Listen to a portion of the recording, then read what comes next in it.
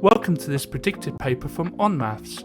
This paper represents the best guess for the upcoming exams. Please use this paper in addition to your other revision. You can complete a unique version of this paper by going to our On Maths site. On Maths is full of free content to help you prepare for your exams, such as topic-based papers, demon questions, and mini mocks. If you like what we do, please consider. We can see in the question straight away it's going to be something to do with 4s, because we've got 4 here, that's 4 squared, and we've got 4s at the bottom here. So what we're going to try and do is get the left hand side and the right hand side as a single power with 4 as the base. So the left hand side, we can convert that 16 into 4 squared, so it becomes 4 to the power of 2y.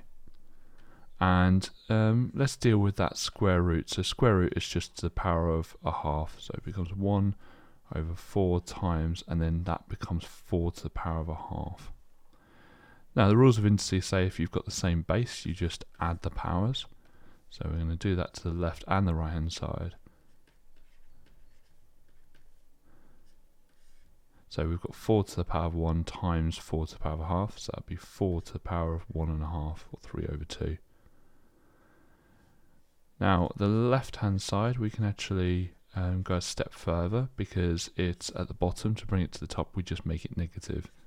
So 4 to the power of minus 3 over 2. Now you notice here we've got the same bases, and when you've got the same bases, the tops will be equal. So we can just make the tops equal to each other.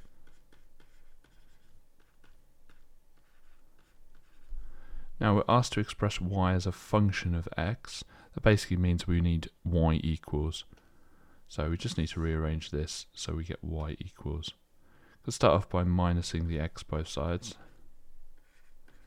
It's common to put the x first, so I'm just going to say minus x minus 3 over 2. And we're going to divide 2 both sides.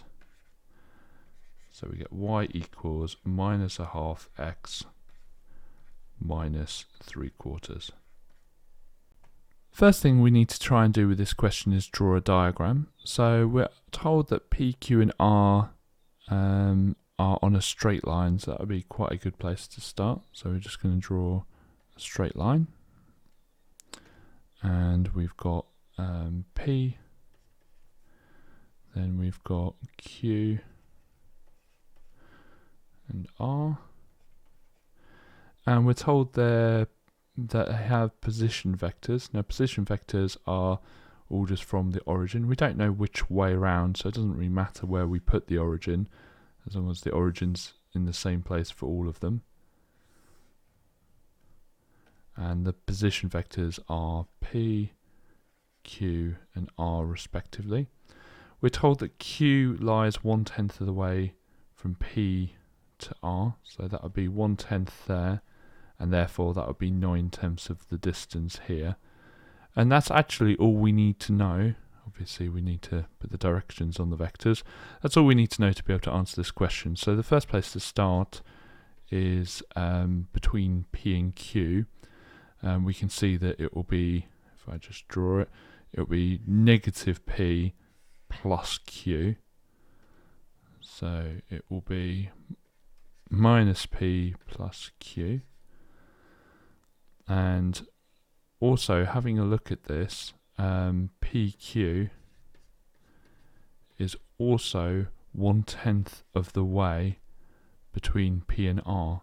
So it would be 1/10 of the distance between P and R. And so, looking at what P and R is, P and R would be minus P plus R. So it'd be 1/10 minus P plus R. Now these two things mean the same thing. They're both representing PQ. So we can actually just get them equal to each other. So minus P plus Q is equal to, and we might as well expand the bracket, so it'd be minus 1/10 P plus 1/10 R. Now we're supposed to show this, and the way we're going to do that is obviously have Q on its own, so we're going to have to put our lines in. And we're going to plus p both sides.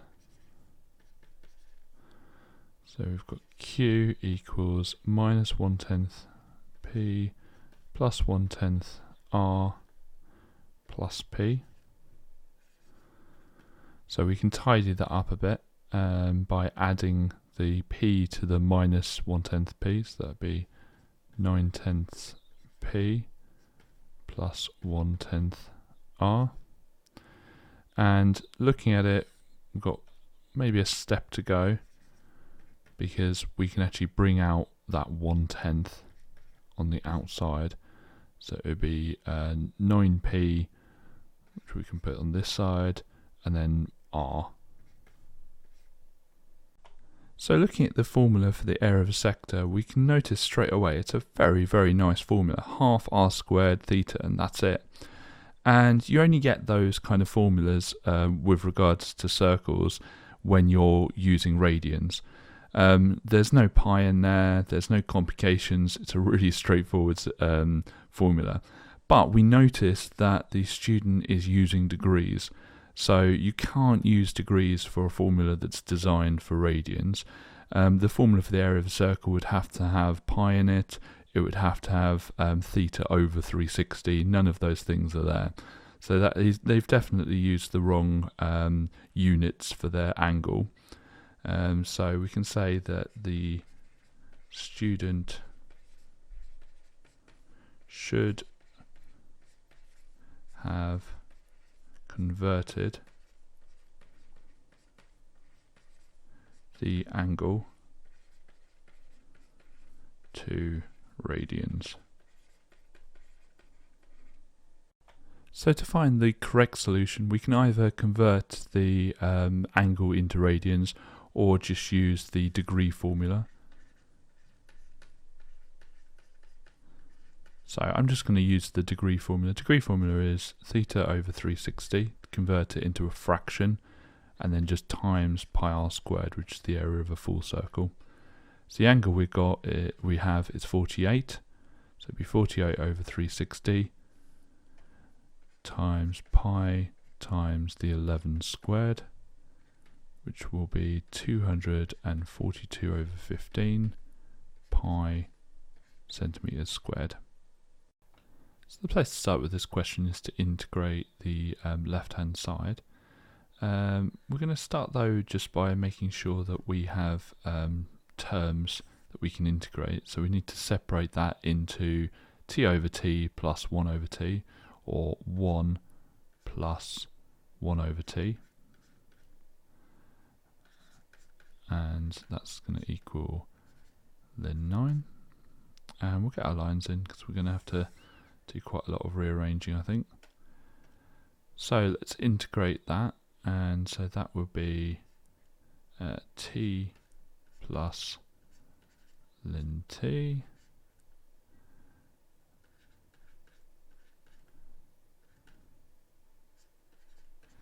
and we're going to substitute in the 2x and then subtract by the substitution of x. So we're going to have 2x plus ln 2x, subtract, and then we're going to substitute in the x. So it would be x plus ln x. And we can break open the brackets. Don't have to do very much for the first set, but the second set will make everything in the brackets negative.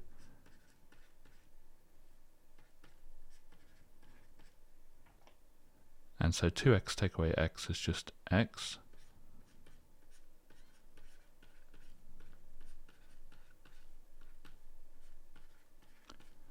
And you might see that we can actually combine these. Now the rules of logs is if you subtract, we divide. So it will be x plus ln 2x over x. Now 2x divided by x is just 2. So it will be x plus ln 2 equals ln 9. And we can subtract the ln 2 both sides. So we get x equals ln 9 over 2. Remember, when you subtract, you divide when you combine them. It'll be 9 over 2. And so looking back at the question, it says show that x equals ln k. And so we can see here that k is this 9 over 2. So we're going to start this question by writing down the Newton-Raphson formula.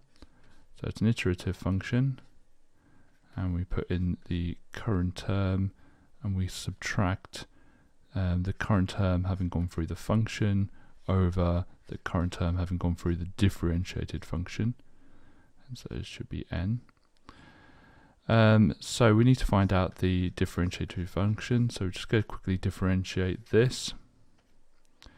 And so it is 9x squared plus 2x. And so we can feed this into our formula. So it will be 3x cubed plus x squared minus 1, all of those being the current term, over 9, and there we go. Okay, now notice that the question has just a fraction, and we have this, we have two terms. So what we need to do is combine these. So what I'm going to do is I'm going to times this first term by a fraction made up of the denominator of the second term. So we've got the same denominator, so we can just subtract them. So I'm going to times the first term by 9x squared plus 2x over 9x squared plus 2x. With this kind of question, I don't want to do lots of writing out and don't want to write down every single stage of working out, because it's quite obvious what I've done.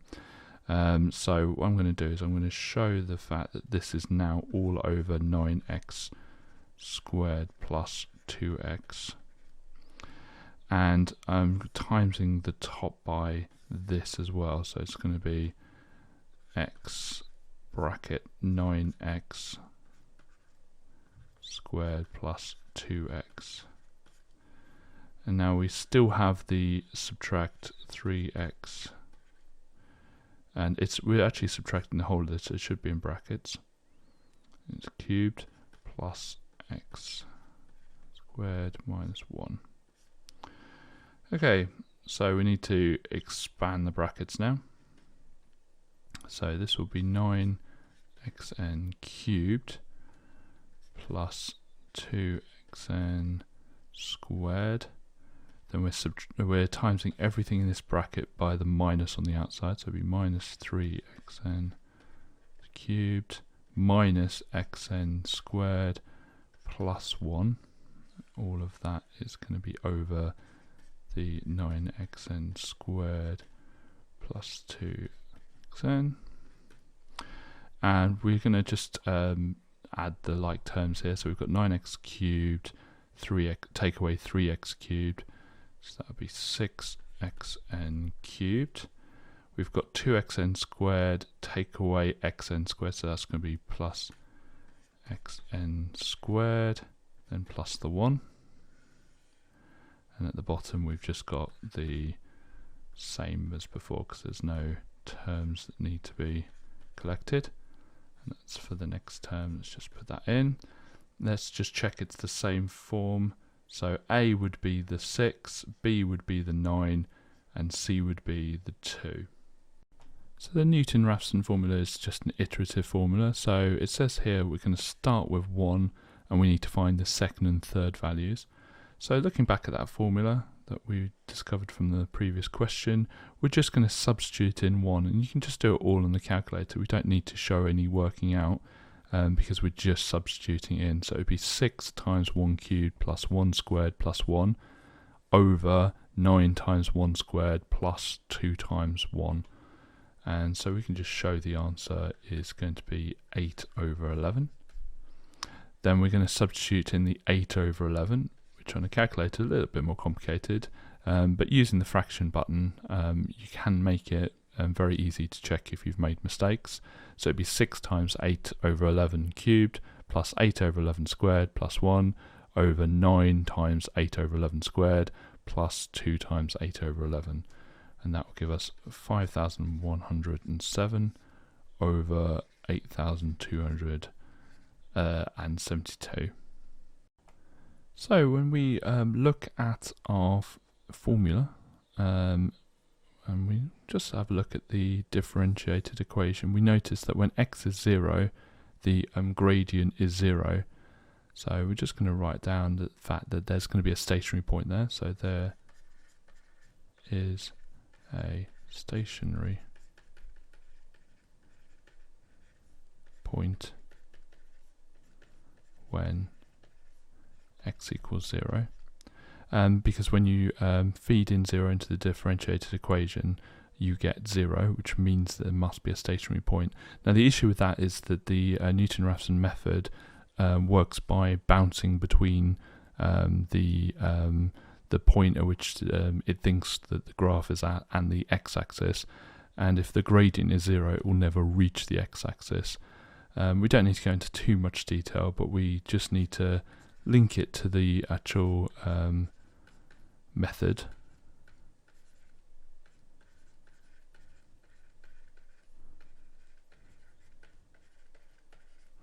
So we say like cannot work when the gradient is 0. And that should be enough to get the mark. So the first thing we're going to do is just put 0 through the function g. And we can see that there's two equations, or two expressions on the right hand side. One, or the top one, is for when x is less than or equal to 2, and the bottom one is when x is greater than 2. Now 0 is obviously less than 2, so we're going to use the top one. So we've got 0 minus 4 squared plus 1. So that'd be minus 4 squared, which is 16, plus 1, which is 17. Now we're going to put the answer to the g to the g0 into g again. So we're going to end up with g of 17. Now 17 is obviously greater than 2, so we're going to use the bottom formula, our bottom expression. So 4 times 17 minus 3, and that would be 65. So our answer to GG0 is 65. So to find all the values of x where g of x is greater than 32, we need to separate the two expressions, and we're just going to do the top one first. So we're going to get it equal to 32 and find out what value of x we're at that point. So equals 32, get our lines in. So we're going to start by subtracting 1 both sides. Then we go square root both sides. Then plus 4 both sides. I'll probably put the 4 first. Now with square root, you can get a positive or a negative answer. So we're going to show a positive or negative there. Because we've got to make a decision here whether we're taking the positive or negative version of this. So if we go back to the first part of the question, we can see we've got a nice little graph here. And we also know that the functions switch at 2, because we can see here. So we can discount the positive version, because 4 plus root 31 would be more than 2. And so we definitely working with the negative version. And looking at the graph, it's increasing as we go left. So as we go negative, it's increasing. So therefore our inequality will be that x is less than that value, because we can see from the graph at that value there, the function's increasing to the left of it. Similarly, when we look at this function, we can see that it's increasing going right, because it's just a standard linear function. So for the other expression, we're going to have 4x minus 3, and we already know that it's going to be when it's greater than 32. So we get our lines in. Plus 3 both sides. Then divide by 4.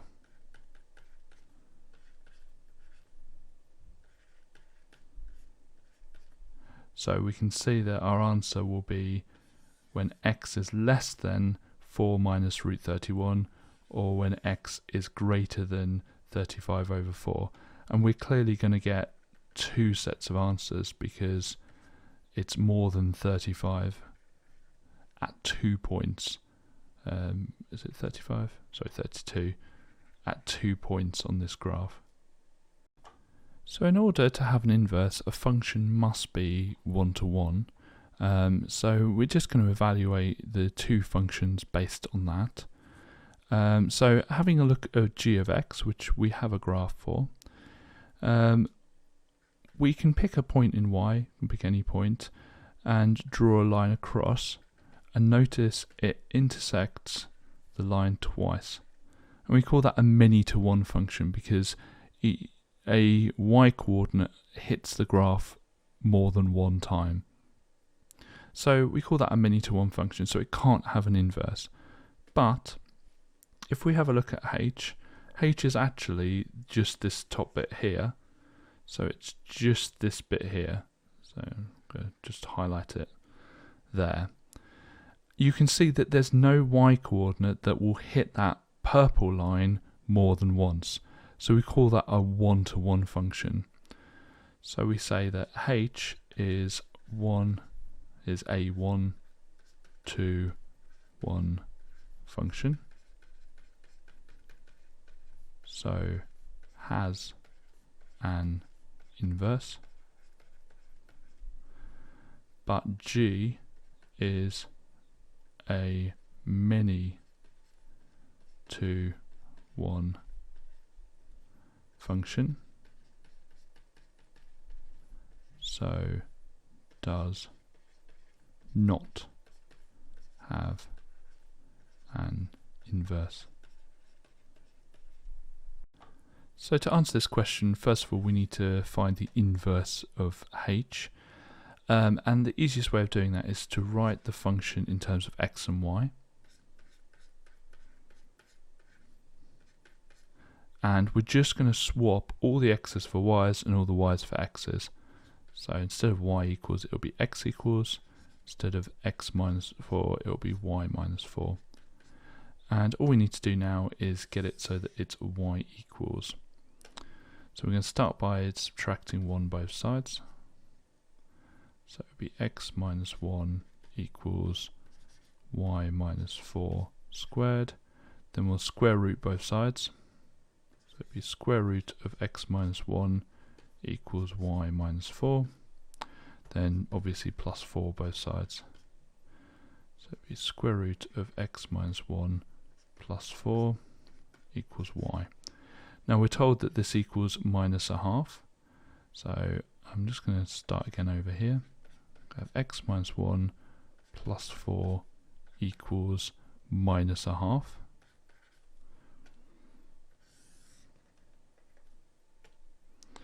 So we're going to take away 4 both sides. Kind of going to undo all of what we've just done. We can write that as minus 9 over 2. Then we're going to square both sides. So it would be x minus 1 equals 81 over 4. Because we've squared it, it will be positive now. Then we're going to plus 1 both sides. So we've got x equals 85 over 4. So for this question, we need to make sure we remember our identities for trigonometry. So I'm going to start just by remembering that sec x is 1 over cos x. So we can rewrite this as 4 sine x equals 1 over cos x. And then what we can do is, well, first of all, let's put our lines in. and we can times both sides by cos x. So we end up with 4 sin x cos x equals 1. Now one identity we should know is that sine 2 theta is the same as 2 sine theta cos theta. And so if we look, we've got a 4 sine x cos x, and so we've basically got 2 lots of 2 sine x cos x, and so we can replace that for 2 sine 2x, given the identity I've just shown you. And so I'm going to divide both sides by 2, try and solve this. So we've got sine 2x equals 1/2, and then we're going to inverse sine both sides. So looking at this part here, we're clearly using radians. So we've got the inverse sine of 1/2 would be pi over 6, and 5 pi over 6. And we just got to make sure we look at the range for x. So when we halve it, because obviously we've got 2x, so we've got to halve it, we will have pi over 12 and 5 pi over 12. So both of those are in the range for x shown in the question, but the next one up, if we added 2 pi to this and then halved it, it would be above the maximum range. So these are our two answers. We're going to start this question by using the addition formula, which is in the formula book. And it says that sine brackets x minus alpha is the same as sine x cos alpha minus cos x sine alpha. Now in this question you can see that we've got coefficients here. So all I'm going to do is multiply both sides by r. And so we're going to multiply all the terms by r. Now this is looking very similar to this, and that's not a coincidence. We want it to we want to be able to compare them. So just rewriting this, underneath what I can do is I can just put in what we have. We have 3 sine theta minus 3 cos theta. So we have this sine something, sine theta and sine x, those kind of marry up, and the cos theta and cos x marry up. But what's left over is this r cos alpha and this r sine alpha, and they marry up to the 3's here. So we can write that r cos alpha marries up is equal to the 3, and r sine alpha is equal, this one here, is equal to that 3 there. Now we can rearrange this, but actually what we could do, as a bit of a cheat, is we can put them over each other. So we can do r sine alpha divided by r cos alpha. It will equal this over this, or the other way around, this over this. And the reason we do this is it will cancel the r's, because r divided by r is just 1, and sine over cos gives us tan. So tan alpha equals 3 divided by 3, which is 1. And then inverse tan both sides will give us 45. And you can see we're working in degrees here. So we know that alpha is 45. So we can do a kind of another trick here. What we can do is we can square and add the two things that we have. So r cos alpha. And we know that sine squared plus cos squared is 1. And so let's just square them first. So we've got, that would be 3 squared plus 3 squared, which will equal 18. But it will be r squared that will equal 18. So just got to do a square root both sides. And r will therefore equal root 18. So we've got r and we've got alpha, which is a good start. But we need to finish this off now. So we know that r sine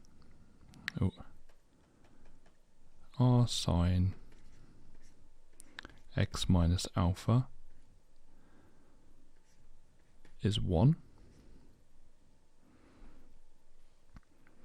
Therefore, root 18, we're just substituting it in, sine x minus 45, we're just putting in the values of r and the value of alpha, which we found, will also equal 1, and then we just need to solve it. So we're going to divide both sides by root 18. So we're left with sine x minus 45 equals 1 over root 18. Then we need to inverse sine both sides. We have x minus 45 is equal to, so there's two solutions for the sine in the range given in the question. The range given is between 0 and 360. And so those are going to be 13.633 blah blah blah and 166.366 blah blah blah. Then we've got to add 45 both sides to find out what x is. And so that will be to three significant figures, 58.6 and 211.4. I think these are to one decimal place. What's it say in the question? To one decimal place. There we go. So this is a question we've got to work through. So the first piece of information we're going to start with is the fact that the differentiated equation is there. And so if that's the differentiated equation, we can just integrate it to find the equation, or as much of the equation as we can.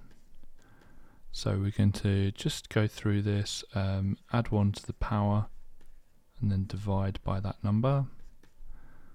Add 1 to the power, divide by that number, add 1 to the power and divide by that number, but just have a 39x, and then we need a plus c because we've integrated. Okay, so next piece of information, well, we might as well tidy this up actually, so we've got to make sure that it's a bit easier. So I'm just going to bring the fraction into the coefficient. That's a bit nicer. And we're told that the y-intercept is minus 12 here. And so the y-intercept will be when x is 0. So if we put 0 in, actually the c is just going to be the y-intercept. So we can just put that in. So 8x cubed plus half hx squared minus 39x. And we know it's going to be minus 12. Okay, the next thing, we know that x plus 4 is a factor. Now using factor theorem, we will therefore find out that when we substitute in minus 4, we will get the answer of 0. So all we're going to do is just substitute in minus 4 into this.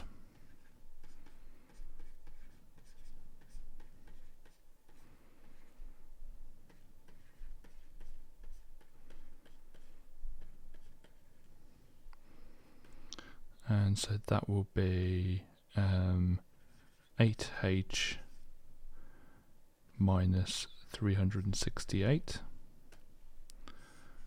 So we just need to solve that. So we're going to add 368 both sides.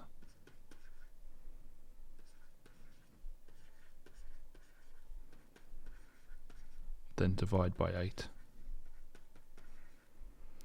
And so that would be 46. So if we know what h is now, we're just going to substitute in h into this part here. So it'd be 8x cubed. So half of 46 is 23. X squared minus 39x minus 12. So in this question we are going to model this relationship on a linear graph using the log base 10d as the kind of y-axis and the log 10 base 10v as the x-axis, and we are just asked to show that it can be modelled by using this formula. Now we're going to look specifically at diagram 2, which is the second one here, and we're going to notice we've got a y-intercept there. And so if you think about a normal linear graph, we do y equals mx plus c. Obviously on this one we don't have y, we've got log base 10d. We don't have x, we've got log base 10v.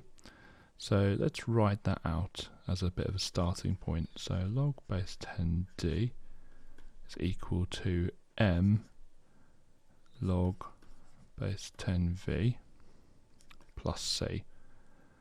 So that's a good thing to write down, but we're going to now focus on this, and we need to rearrange it so that it's sort of in the similar form to what we've just written down. So I'm going to just write it down first.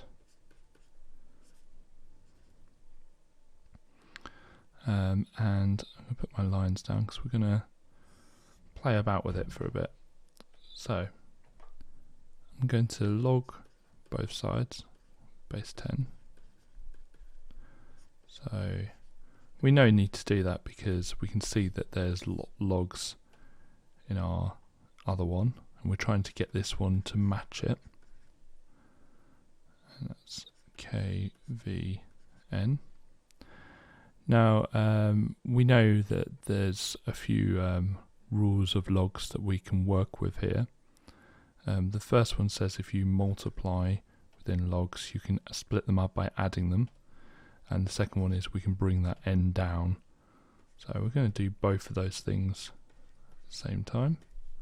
So we're going to split them up. So we've got log base 10k plus log, or n, log base 10v. So I've brought that n down, and I've split the k and the v to the power of n up. And if I just switch these around, it might become a bit easier to see that that n there is effectively the m there, and that log base 10k is the same as that c there. That's the bit at the end. Now if we go back to diagram 2, you'll see that there's the y-intercept there, and so that bit at the end is effectively our y-intercept. It is our y-intercept. So log base 10k will therefore equal the y-intercept, which is minus 1.77. And we can solve that. So I'm going to have the k equals, the base is 10 and the power would be minus 1.77, and so k would be 0.017 to 2 decimal places, or sorry, 3 decimal places, or 2 significant figures. And so we need to show that k is roughly that, and we've done that. So now we're looking at diagram 1, and the only information really given is the fact it's a curve, and we're given an x and a y value, although it's not an x and a y, it's a v and a d value. And also we know what the equation is, or the formula, and we know that k we're modelling as 0.017. So that would be the first place to start, really, is using the formula in the previous question. I have that as 0.017 times v to the power of n. Now we know from that coordinate we've seen, in fact let's just put some lines in. We know from the coordinate we've seen that d is 72 when v is 50, so we just put those in. And so I'm just going to try and solve this now, find out what n is. So we're going to divide both sides by 0.017. I should put a divide there. And so that will be 4235.294 blah blah blah. And we can rearrange this using logs. So this will be the same as n equals log the base of 50, because we've got the base there, which is 50, and 4235.294. Just keep that in our calculator. Then we're just going to type that into the calculator, and we get 2.13 to 3 significant figures. So we're just going to write out the formula again. So d equals, it'd be 0.017 v to the power of 2.13. So the first thing we can work out with part C is the stopping distance, because we've got the formula now. So it's 0.017 times 50 to the power of 2.13, and we should really show that we're doing the stopping distance.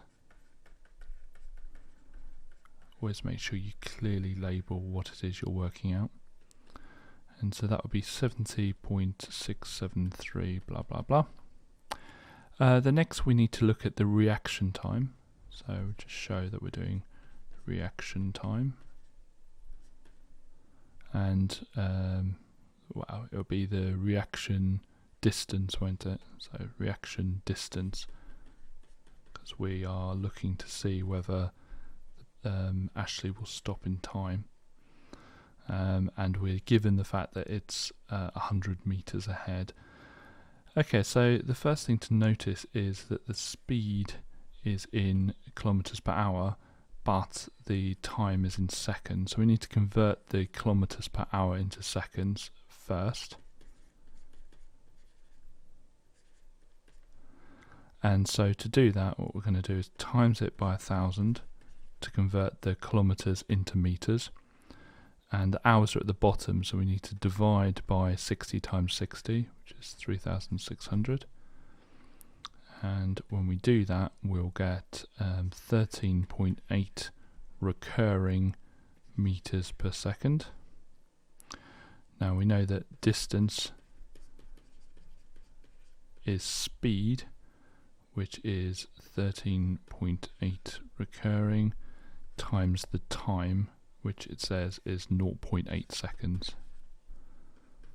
And so that would be 11.1 recurring. So the total distance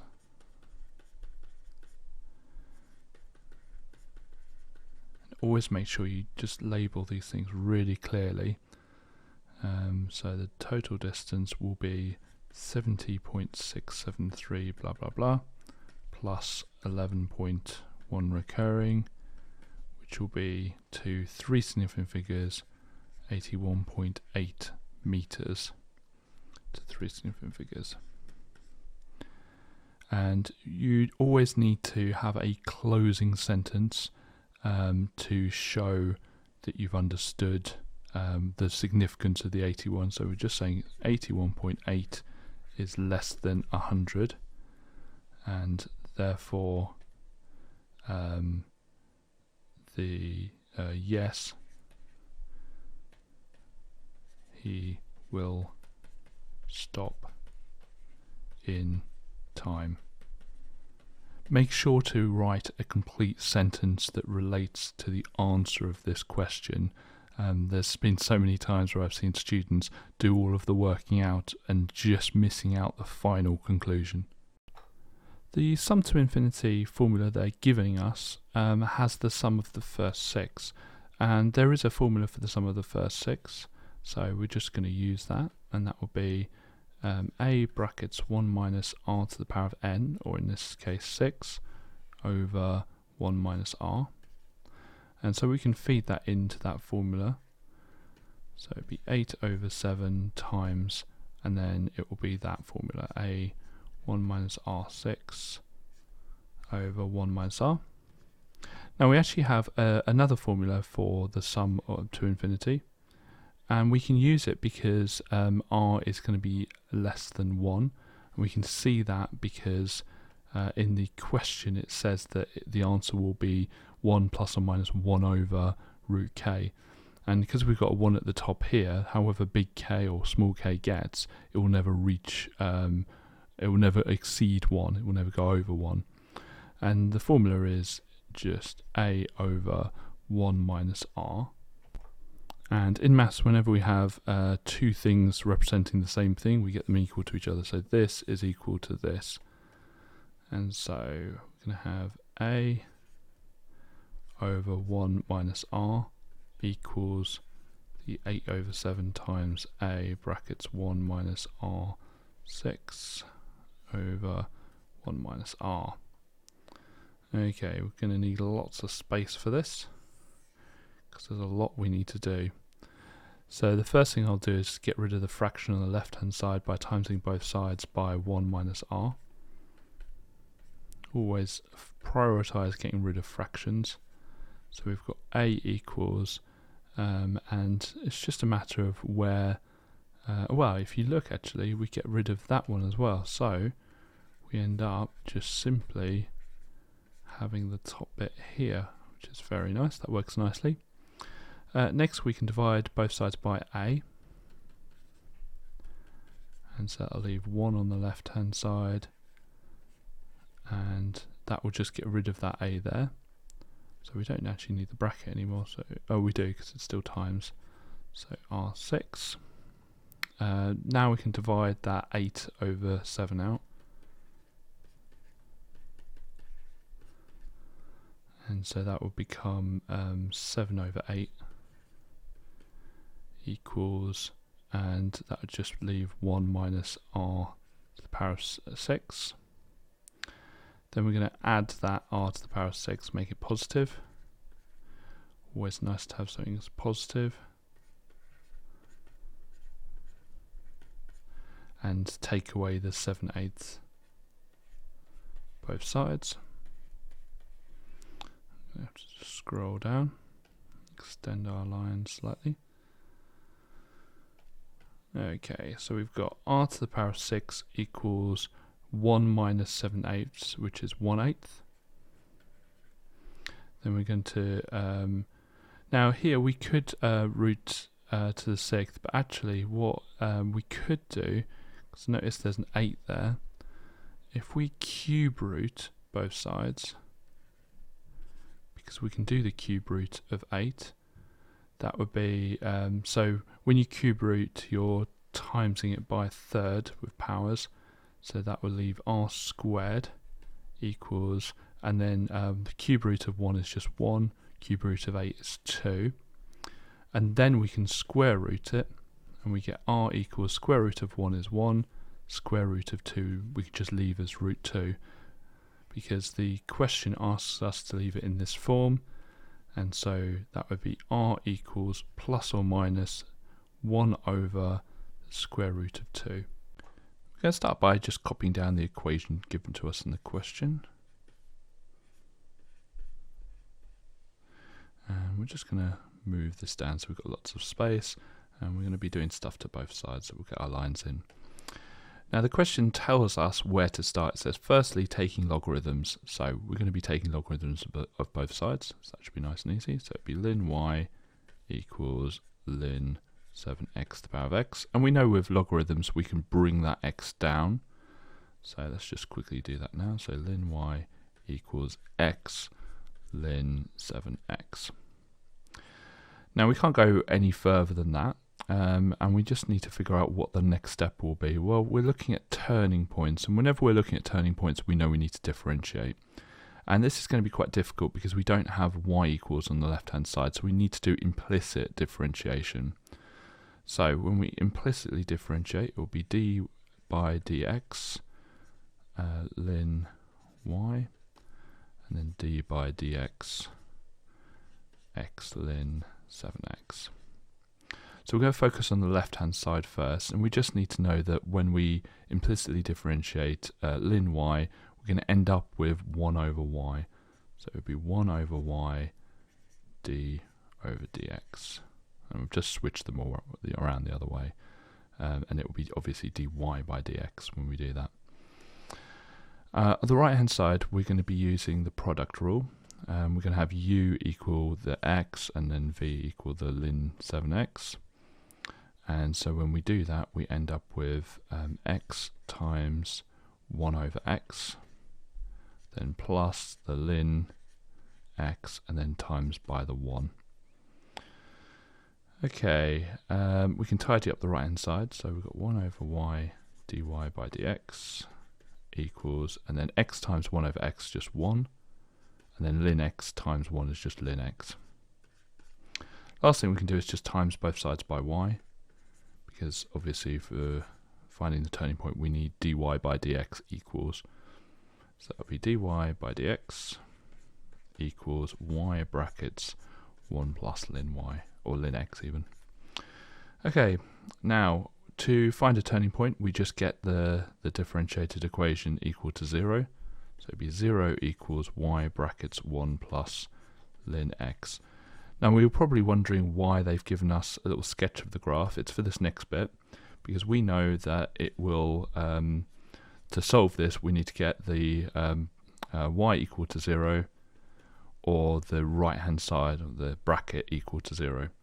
And you can see here on the sketch that the turning point isn't where y equals 0, so we can get rid of that one, and we're going to be looking at this section here.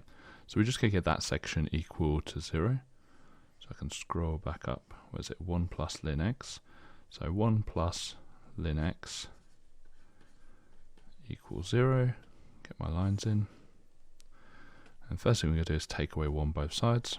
So we've got ln x equals minus 1. And then to get rid of the ln, we just need to, the natural log, we need to get e of both sides. And so it's going to be just x equals e to the power of minus 1. And so we can just leave our answer as that. You could work it out as a decimal as well, but there is absolutely no need.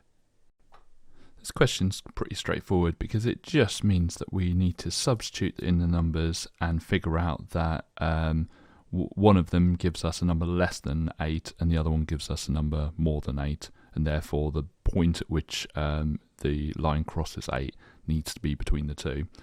So we are working with this equation here, so y equals 7x to the power of x, and so we're going to feed in the 1.1, so it would be y equals 7 times 1.1 to the power of 1.1. Type that into the calculator, and it asks us to round any numbers used to 3 significant figures, and so that would be 7.77. And then we're just going to substitute in the 1.2. Simple as that.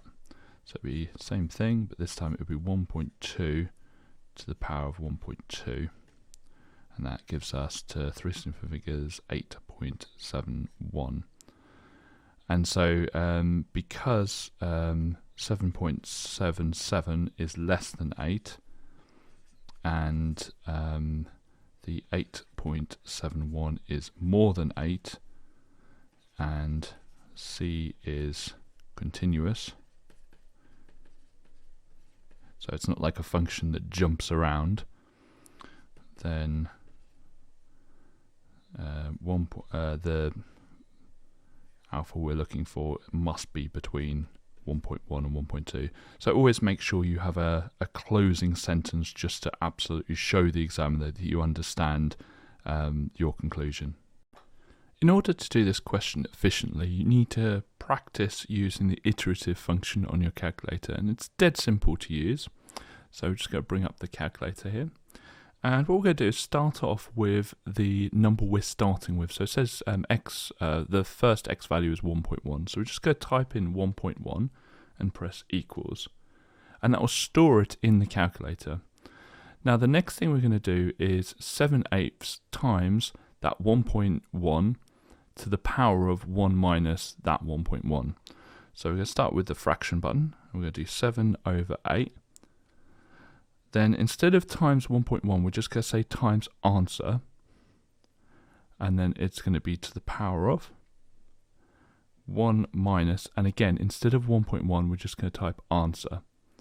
Now, when I press equals now, it will tell us the x2 value. So if we keep a log of what we've got, so x1 says 1.1. Now press equals, and it will give us our x2 value.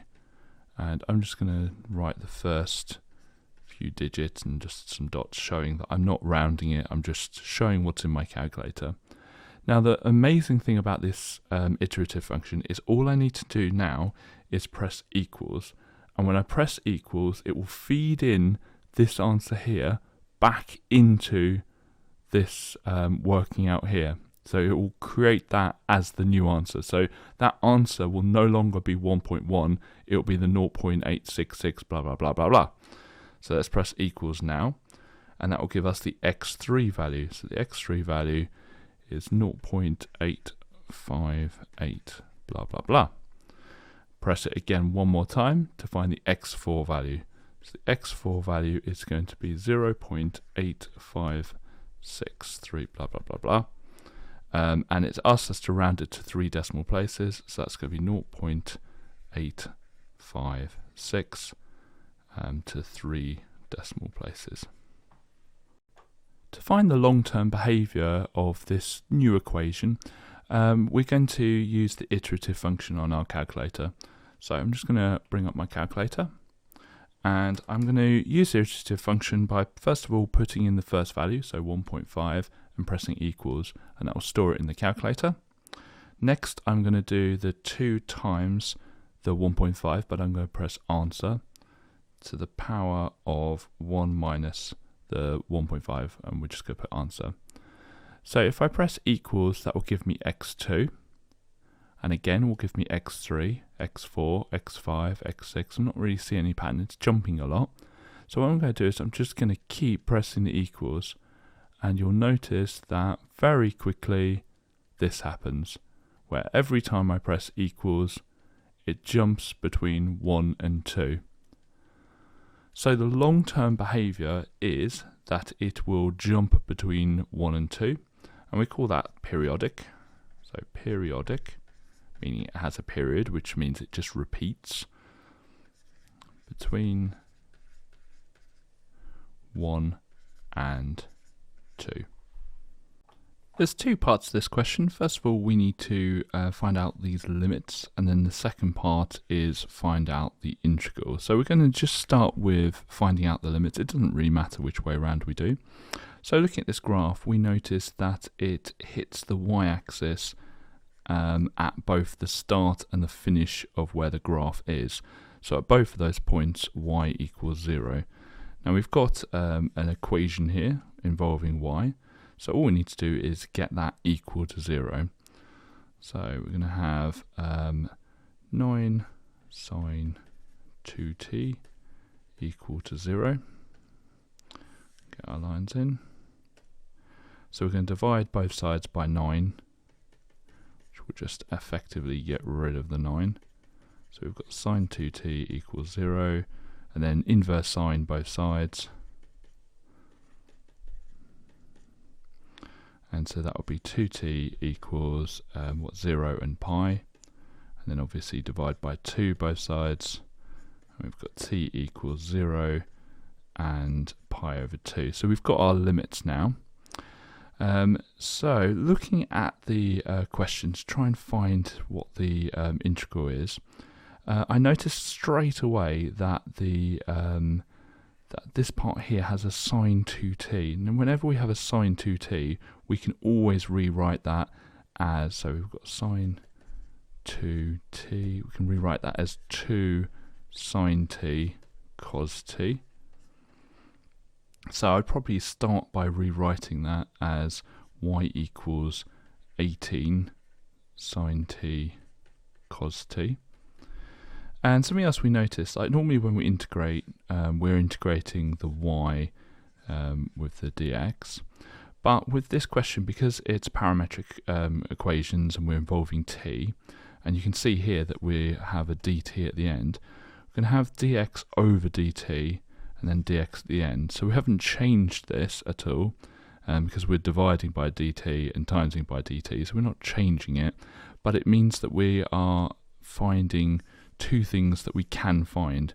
We can find what y is, which we just have, and we've written it as 18 sine t cos t.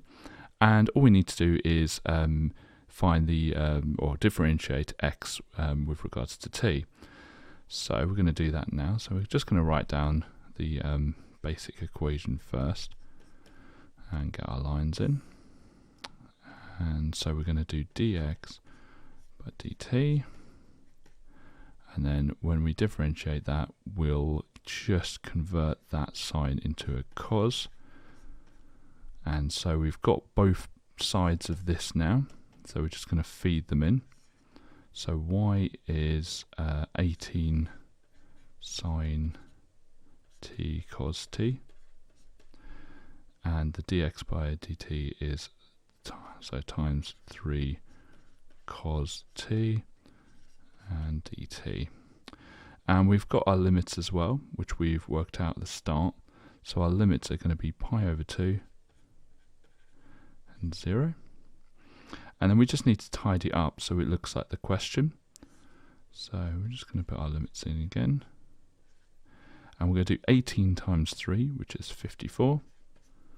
We're going to put the sine t in.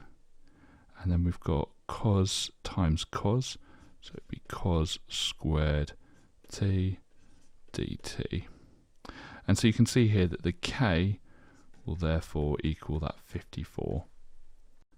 There are a few ways of answering this question. We could integrate by substitution and make u cos t and work through that way. But looking at the answer to part A that we got, so we've got this part here, and we can see that it's 54 sine t cos squared t. Now, this looks very familiar because when we've learned about the chain rule, this looks like an answer that we got when we've done that. So we can kind of try and work our way backwards from the chain rule. And this looks like the answer to when you do cos cubed x. And obviously if you work the chain rule out with this to differentiate it, you'll get minus and then 3 sine x cos squared x. And if you don't know about the chain rule, look it up, work out cos cubed or cos x cubed, and you'll get this as an answer. So when we compare this with the answer we have, which was the 54 sine t cos squared t, and obviously in relation to dt, we can see that first of all it's a negative, and secondly it's a lot bigger, and we need to find out how bigger it is, or how much bigger it is. It's going to be 18 times bigger, so 3 times 18. So we actually can use that in helping us integrate this.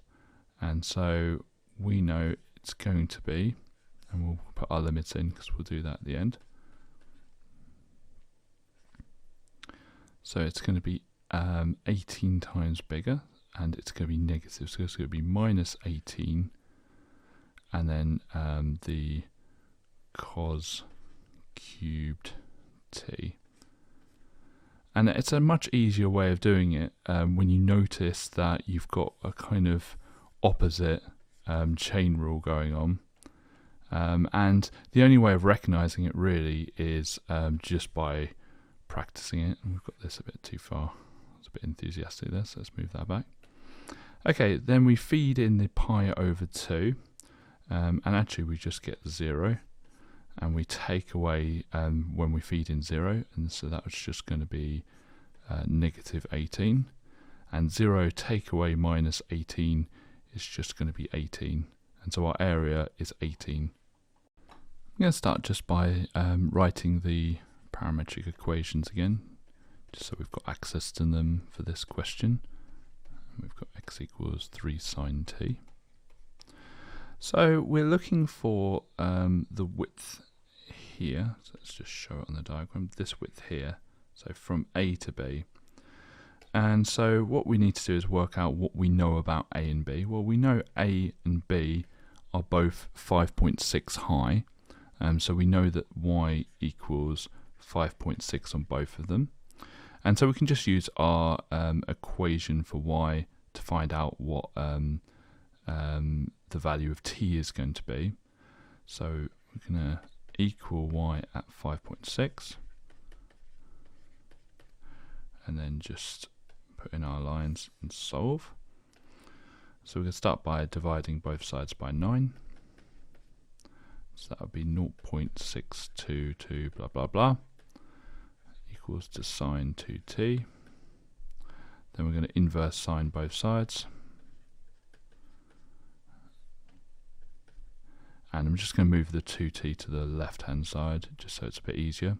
So that would be 0.671 blah blah blah and 2.470 blah blah blah. And then we're going to divide by 2 to find out what t is. So that's going to be 0.335 blah blah blah and 1.235 blah blah blah. Okay, so we know what t is going to be at those points of A and B, but we need to find out what x is going to be. So we're just going to substitute those values of t into our other equation. So when t equals 0.335 blah blah blah, I'm just going to substitute that in, and we get x equals 1.977 blah blah blah. And when t is equal to 1.235 blah blah blah, and I'm just going to use that straight from the calculator, x equals 5.664, and just try and keep the accuracy, because we're going to do the answer to 3 significant figures, so we want to make sure we keep the accuracy. And we're asked to find the width. So the width is just going to be the x value at B, which, looking at these figures, is going to be that 5.664 figure, and we're going to take away the x value at at A, so it'll be 1.977 blah blah blah, and that's going to be 3.687 blah blah blah, and it's asked us to round it to 3 significant figures, so that's going to be 3.69 when rounded to 3 significant figures. And I really should put units in, so let's just move that across, and that's going to be meters. In this question, we're given the volume is 9 meters cubed, and we're asked to show that the surface area of the tank is given by this part here, where we've got to find the constants A, B and C. So we're going to start by writing a formula for the volume of the full shape and get it equal to 9, and then we're just going to write a formula for the surface area and feed in the bits that we need. So the volume is going to be the volume of the cylinder, which is going to be pi r squared, which is the area of the circle at the top, and then times by the height. And then we're going to add it to the volume of the hemisphere at the top. So if a sphere is 4 over 3 pi r cubed, then it's going to be half of that, which is going to be, if we get to the right section, 2 over 3 pi r cubed. And as we said, we're going to get that equal to 9. I'm going to put my lines in just to make things a bit easier. So that's going to be 9 equals pi r squared h plus 2/3 pi r cubed. So we're going to first of all get rid of this bit here so that we can get it as h equals, because we're not going to get an actual answer, but we are going to get an expression in terms of h. So we're going to take away the 2/3 pi r cubed from both sides. So it's going to be 9 take away 2/3 pi r cubed is equal to pi r squared h. And we're just going to divide the pi r squared h out. Or pi r squared out, I should say. So we get h on its own. So it's going to be 9 minus 2/3 pi r cubed, all of that over pi r squared, and that's going to equal the h. So we've got an expression for h. I'm just going to write that on the other side just to make it a bit neater. So we're going to write down an expression for the surface area.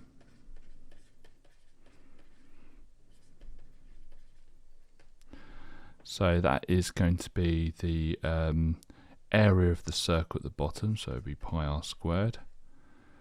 The area of the hemisphere, or the area of the cylinder, and then add the surface area of the hemisphere. So for a sphere, it's going to be 4 pi r squared, so it's going to be 2 pi r squared for a hemisphere. So I could do the cylinder first, and then the hemisphere at the top. Okay, let's get our lines in. This is going to be pretty tricky, but what we can do is just simplify this first, just to make it a bit easier. So we're just going to add the pi r squareds together, so this one and this one, and we're just going to start it with the 2 pi r h, and then that will be 3 pi r squareds. And we're going to substitute the h in that we've got from the previous question.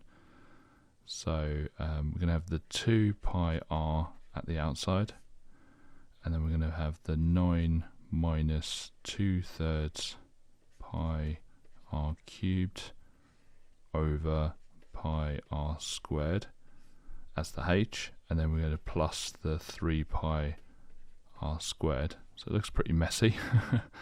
So we're going to times the fraction, and when you multiply obviously a number with a fraction, you just times the numerators. So we're going to have 2 times 9, which is 18, and times pi times r, and then we've got 2 times 2, which is going to be 4, 2 times 2/3, which could be 4/3, pi times pi, which is just going to be pi squared, and r times r cubed, which would be r to the power of 4. Denominator obviously stay the same.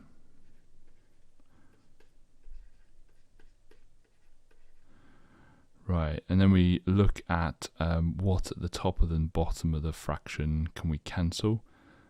So we can see that there is a pi on each of the 3 terms, and there is an r as well. So we can change that to a 3 and just get rid of that. So it's just r.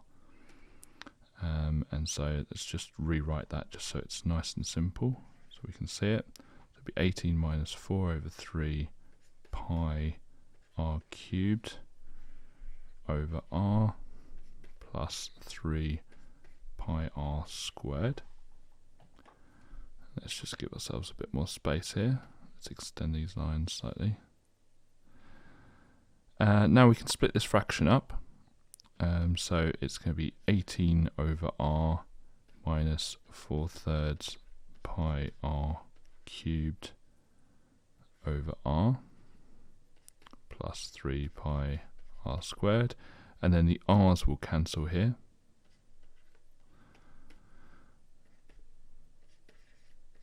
And notice we've got 4/3 pi r squared plus 3 pi r squared.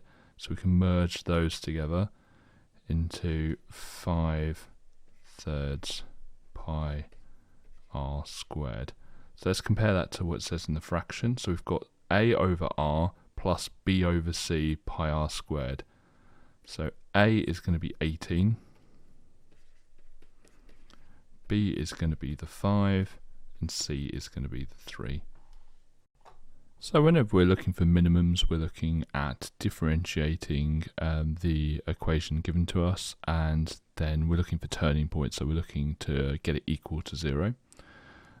So we're going to use the equation in part A, which we worked out, which was 18 over r plus 5/3 pi r squared, in order to answer this question. So the area, we're just going to use A for the surface area, is 18 over r plus 5/3 pi r squared.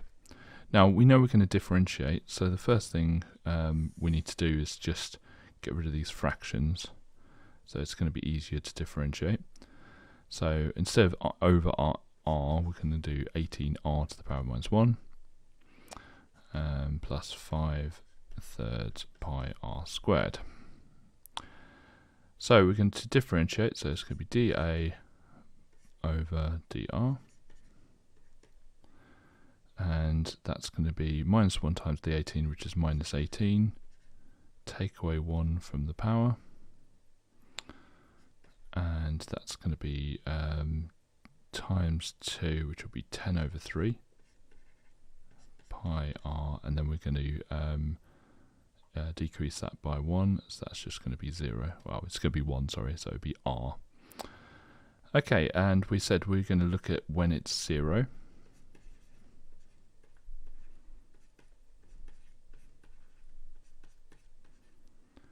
So the first thing we can do is add 18r to the power of minus 2 both sides.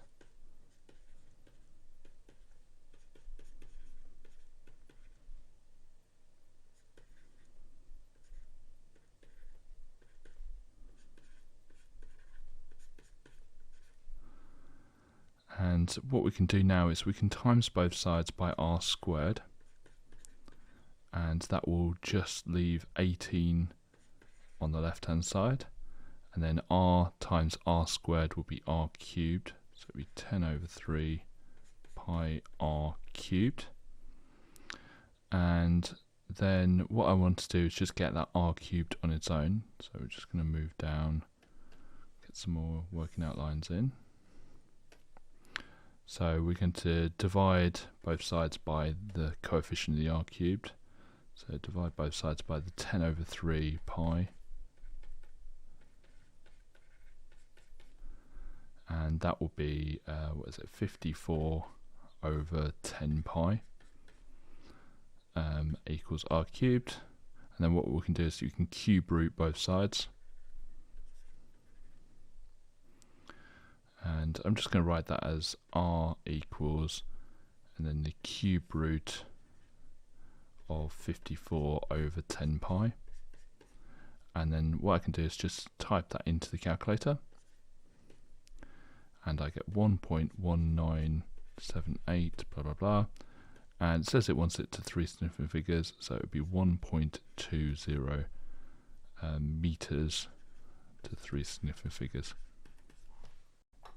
In part B, we worked out the radius that gave us the minimum surface area, and this is just asking us to feed that number into the equation or the formula to find out what the minimum surface area is.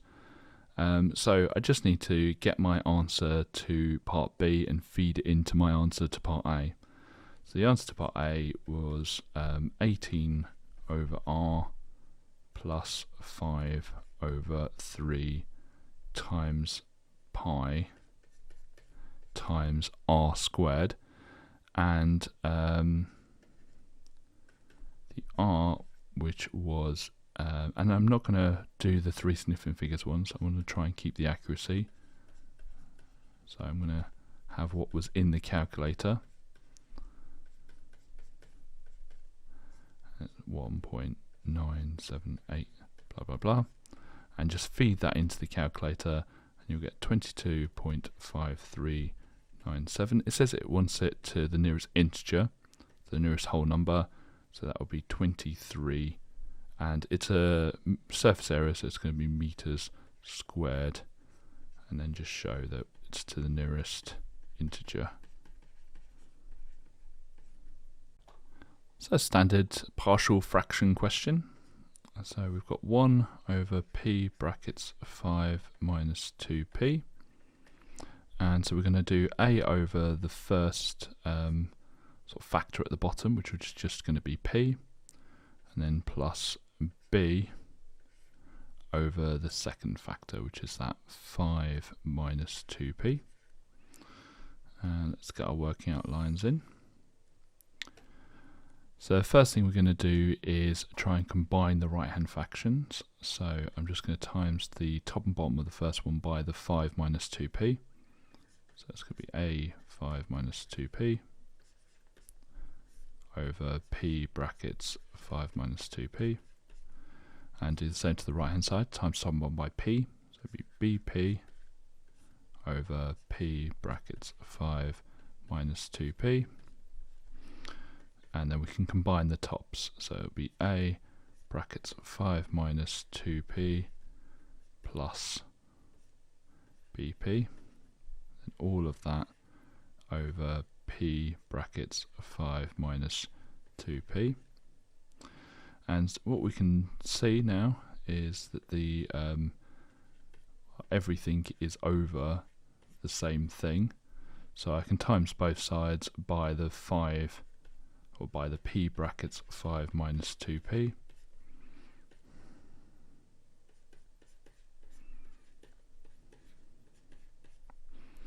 and that will just leave us 1 equals a brackets 5 minus 2p plus bp. Now what we need to do is try and get rid of one of the a or the b. So we're just going to get rid of the b, and to do that we're just going to get p equal to 0. So p equals 0. And so that would be a brackets 5 minus 0, so just 5, plus 0, because b times 0 is just going to be 0. And so what we can do is just divide both sides by 5. And so it would be 1 over 5 equals a, or a equals 1 over 5. Now to get rid of a, to find out what b is, we'll need to try and figure out what p has to be for this to equal 0, and therefore a times 0, which will just be equal to 0. So we're going to have 5 over 2. If you don't know, we can just get that equal to 0 and just solve it. Get our lines in. And so it'll be plus 2p both sides.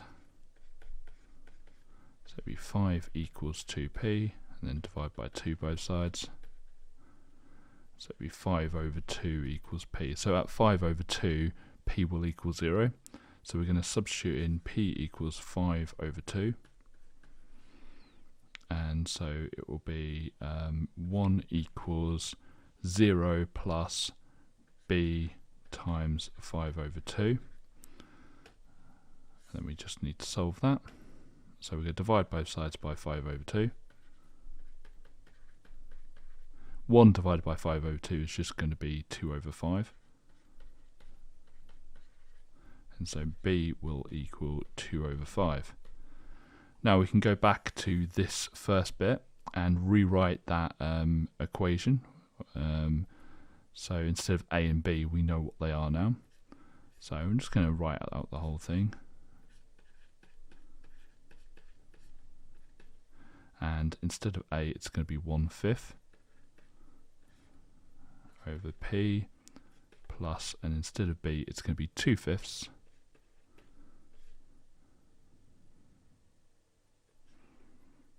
was it 5 minus 2p.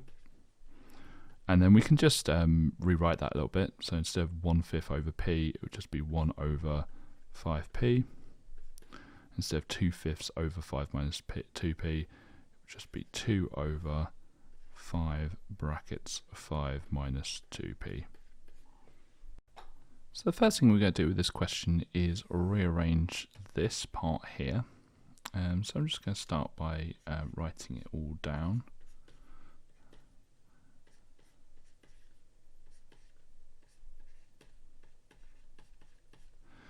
And what we want to do is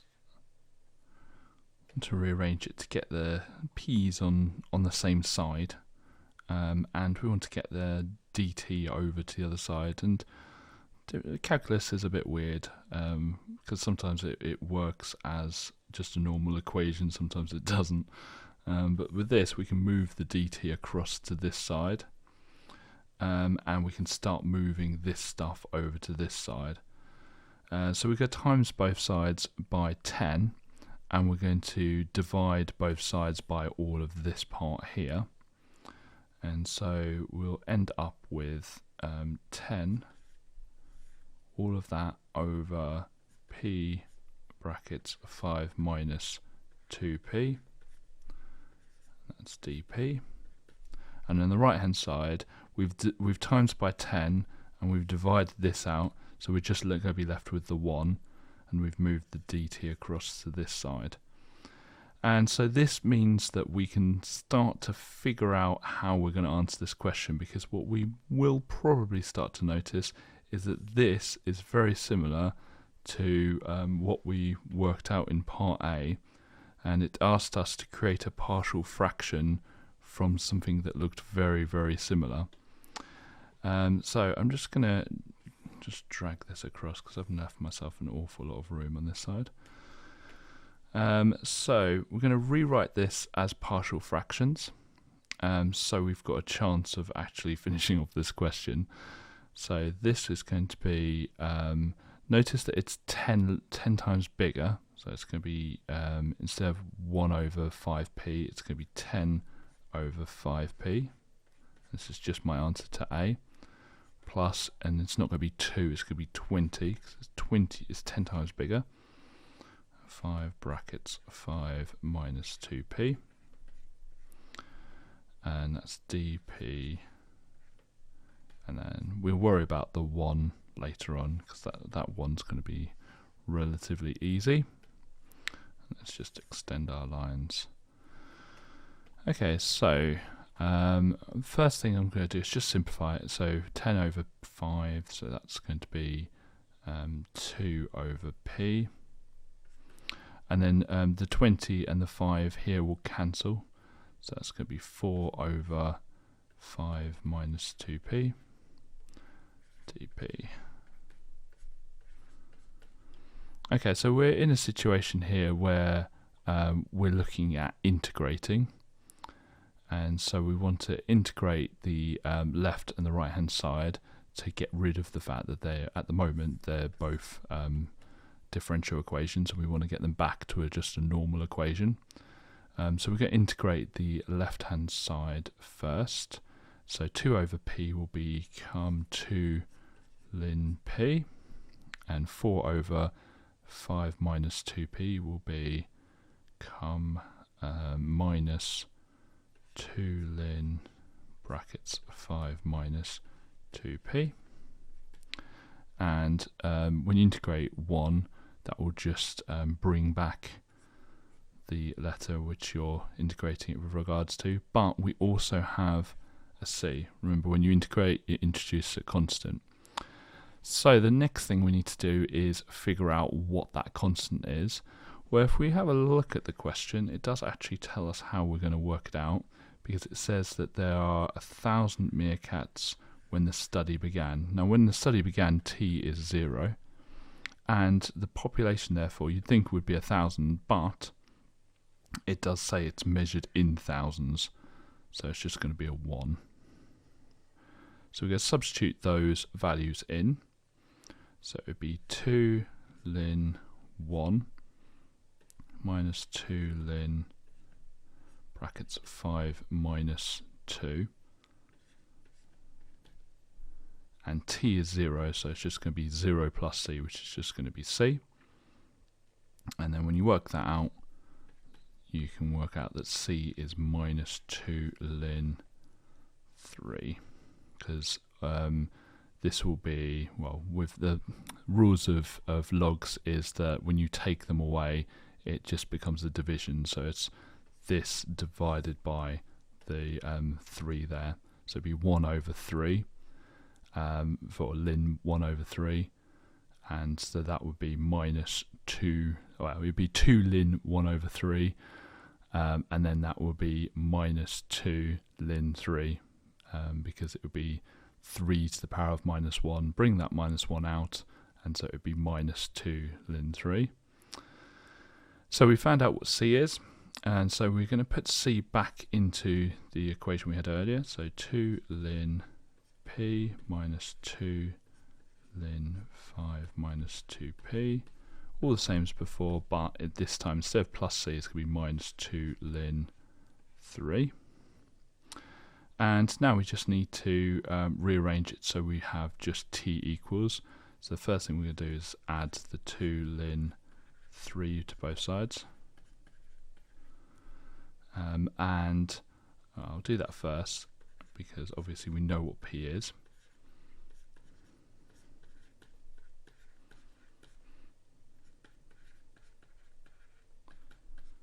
So we're told in the question that find the population when it doubles. Well, double 1 is going to be 2, so p will equal 2. So we're just going to substitute that in. And so we're just going to do 2 ln 2 minus 2 ln 5 minus 4 plus 2 ln 3.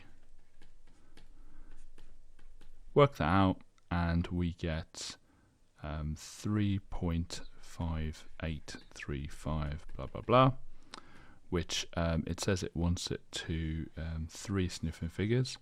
So we're going to do 3.58 years to 3 significant figures. So with part B, we substituted in p as 2. If we have a look right here, so we created this sort of formula here. So I'm going to start by writing that formula down before we substitute in the p equals 2.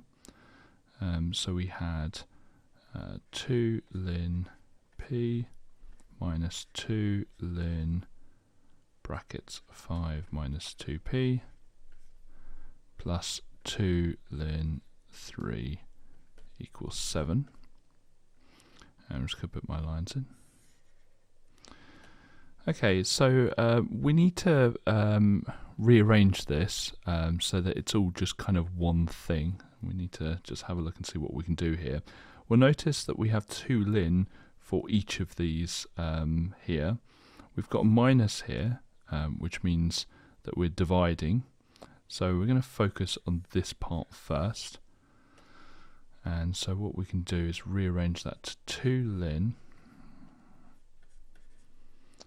and we're going to do the p over the 5 minus 2p, and then we've still got that 2 ln 3 at the end. And when we have that 2 ln 3, what we can do is we can times. They're both 2 ln, so it would be 2 ln, and we're going to times that by 3, so that will end up with 3p over 5 minus 2p,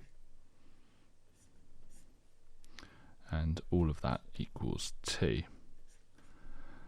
So we've ended up just spending a bit of time to rearrange that into something a bit simpler. And so what we can do now is we can notice that we've got half t here. So that kind of gives us a bit of a hint of where to start. So we're going to start just by dividing, let's just show what we're doing, dividing both sides by 2. And so that would be ln 3p over 5 minus 2p equals a half t. So that's where the half t comes from. Whenever we have fractions, we tend to try and get rid of them, but the fractions trapped in the ln, well, the opposite of ln is obviously e. So we have an e kind of in the question, so that kind of gives us a bit of a hint. So we're going to have 3p over 5 minus 2p, and that's going to be e to the power of a half t. And so we're starting to notice we're getting elements of where we're trying to go, but we're not quite there yet. So as I said, we want to get rid of that fraction, so we're going to times both sides by 5 minus 2p, and we'll just put them in brackets because that kind of helps us remember what we're going to do. So we're left with 3p on the left hand side, and this time it's going to be, well, we might as well times it out here, so it's going to be 5e half to the power of half a t minus 2p e to the power of half t. Okay, so notice that we've got a p on both sides now, so we want just 1p, so we're going to add the 2p e to the power of a half t on both sides.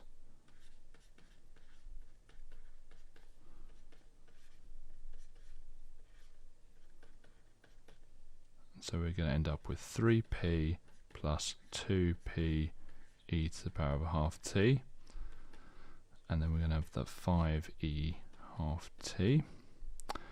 And what we're going to do now is factorise the left hand side, so we just have a single p, which is what we want.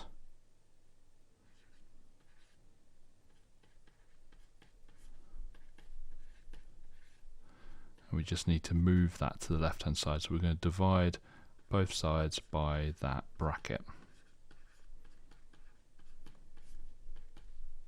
Oh, get rid of that.